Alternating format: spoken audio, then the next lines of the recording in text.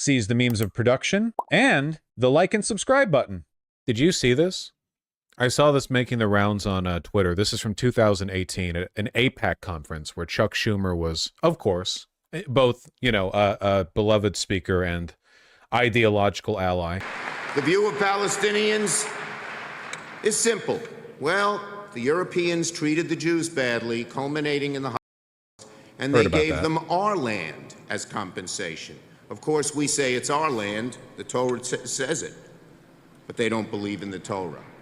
So that's the reason there is not peace. They invent other reasons, but they do not believe in a Jewish state, and that is why we in America must stand strong with Israel through thick and thin. We must. Thank you, Jitler. How is this never taken as religious extremism? Yeah, it's crazy, man. I don't know. I feel like, I mean, obviously AIPAC is a far-right organization. I think part of it is also we've kind of like patronized Jewish people in a little bit of a way. Like we recognize that Muslim extremists are a thing, obviously, and we recognize Christian extremists are a thing, but you can be Jewish and you can say like, well, the reason there's war in, you know, the Middle East, the reason there's war in the Levant, whatever, is because the Muslims there haven't accepted the Torah. And it's like, oh, that's like far-right religious extremist shit, actually. Like you could do that with the Bible. Like, oh, well, the reason there's war is because they haven't accepted the word of Christ. Like, oh, why is there fighting in the Middle East, you say, after the Iraq war begins? Well, they haven't accepted Christ as their savior. Okay, you're insane. I didn't even comprehend what he was saying. What was his point? He was saying the reason there's violence between Palestinians and Israelis is every other reason is invented. The only reason is because the Palestinians haven't accepted the Torah as like the guiding word of their people. Like they don't accept the biblical command that Jews, that area belongs to the Jews. Like that's his argument. Democrats Senate leader, you shouldn't be allowed to say that shit, man. No, it's literally like insane. It's like Hitlerite, far-right religious extremism. They just get away with it because it's Israel. And it's not like AIPAC gives a shit about Jews. Obviously, we've been down this a million times. Their insincerity, the weaponization of anti-Semitism to promote far-right causes. Yeah, it's hate speech. For sure, 100%. Can you imagine if a Christian nationalist said this about America and Jews? Well, I mean, I can. I see Nazis all up and about the place these days, but yeah, a lot more unambiguously hateful in that case. Alongside that disgusting retort about Palestinians, it's maddening he doesn't even understand 50 to 70 years of Jewish history prior to World War II that led to that point. Well, the insane thing is, if you think about it for more than like 2 seconds, the argument that he just used to legitimize the existence of the Jewish state could be used by any anti-Semitic Christian in defense of what happened to Jews in Europe. Like if we're gonna go with that, you know, then somebody could just as easily say, you know, people invent other reasons. The real reason why, you know, the happened or like European anti-Semitism happened or whatever else is because like, well, the Jews killed Christ or something, and you would have that is exactly as legitimate an argument, which is to say that it's completely illegitimate and it's hateful. But that guy is the Democrat Senate Minority Leader. Insane. Are you a one-state or a two-state? Dude, they're gonna kill like every Palestinian. I feel like arguing a one-state or two-state solution implies the solution, and the solution is not happening, man.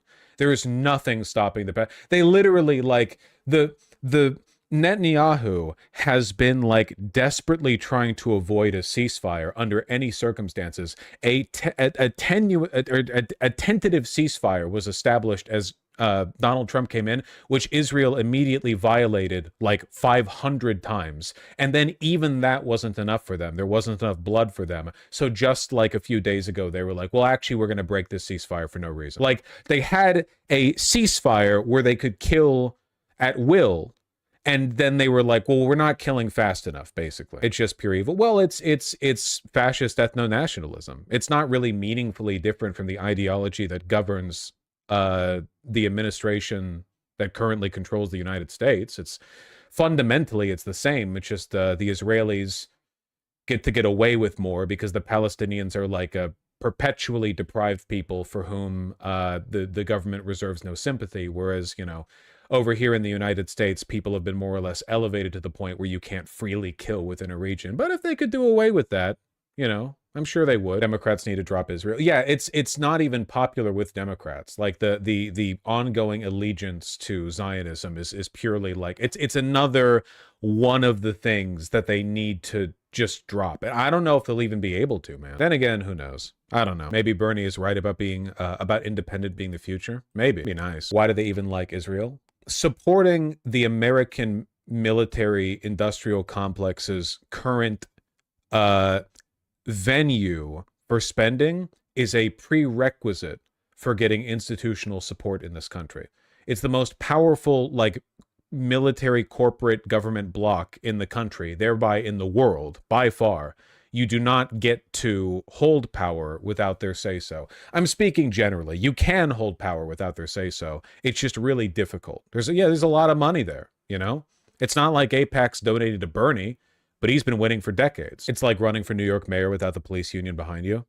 Yeah, which, I mean, hopefully we get a chance to see that play out soon, huh? Though I doubt it. It's not like Cuomo is going to rein the police in. Do you think Israel would invade Egypt at some point? I doubt it, mostly because Israel really does rely on American support, and America really needs to maintain a positive relationship with Egypt. So it's not the Jews that control America, but Israel instead. What the f are you talking about? We've been over this like a million times. I guess sometimes people come in and they're new. Israel is America. Zionism and Semitism have basically nothing to do with each other ideologically. Why then would AIPAC and Zionist groups work so fervently to advance the interests of anti-Semites?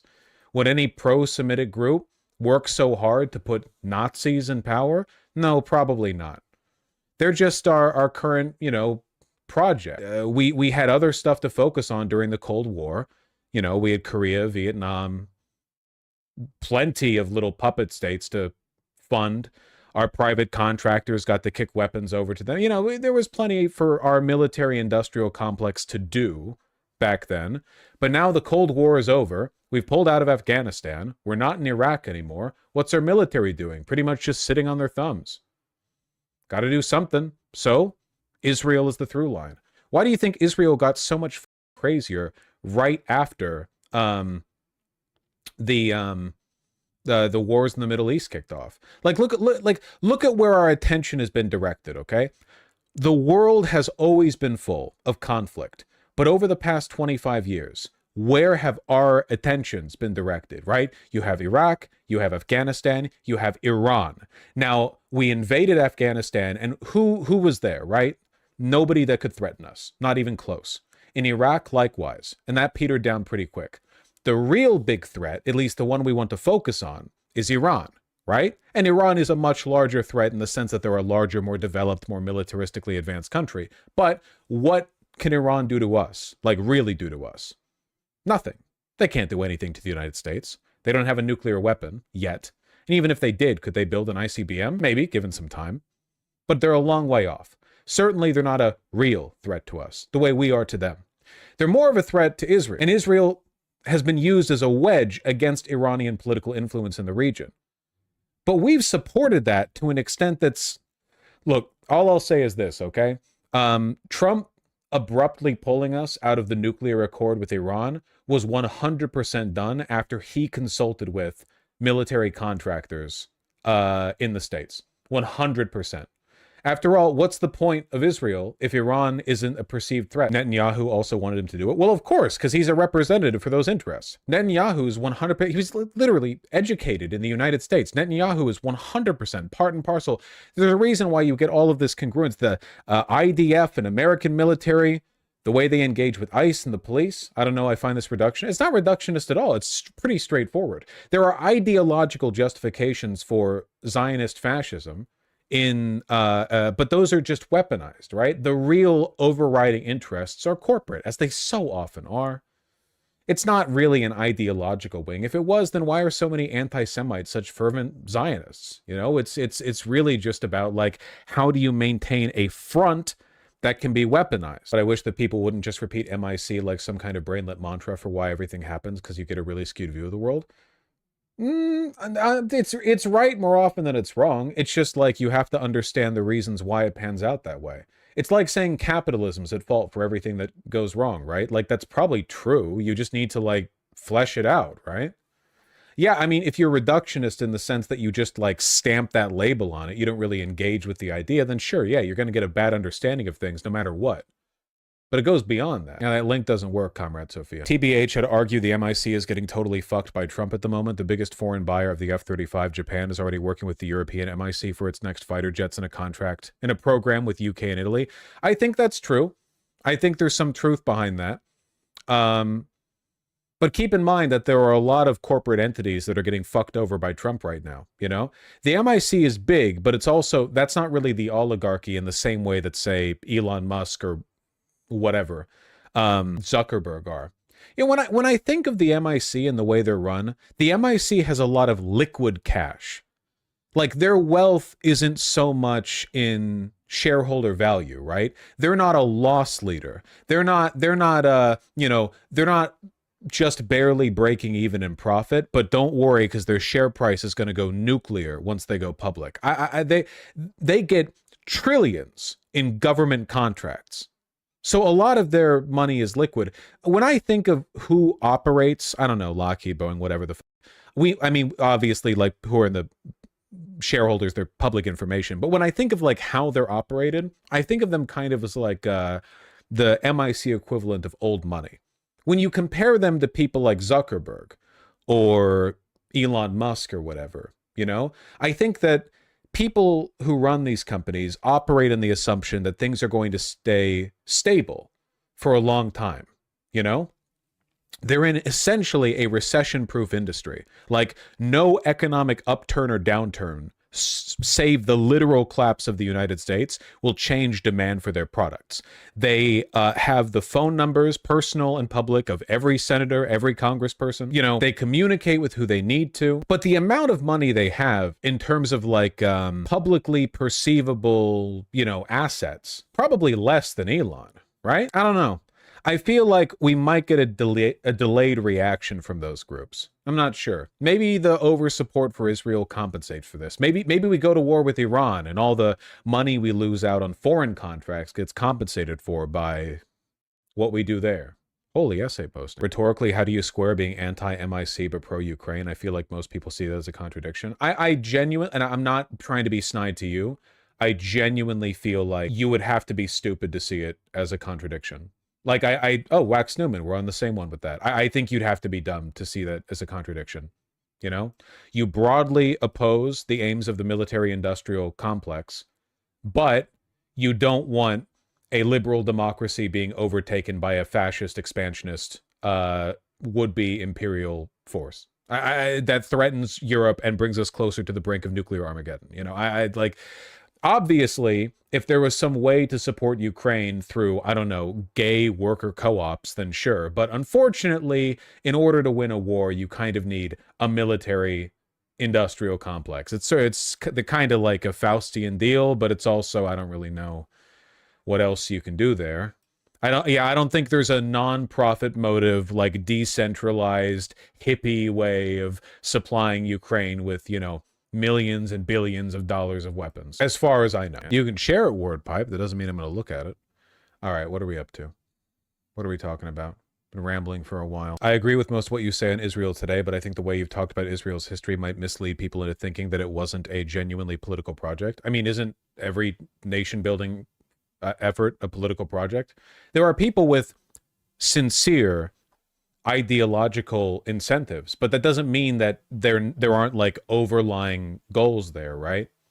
I mean, literally, like Zionism has its roots in anti-Semitism, right? Like the expulsion of Jews from Europe and like what nation they might have outside of it, the attempted removal of them, the idea that like Israel was backed as a political project after World War II as kind of a like, well, we need to do something now sort of thing. Like from the beginning, it's never clean and easy, right?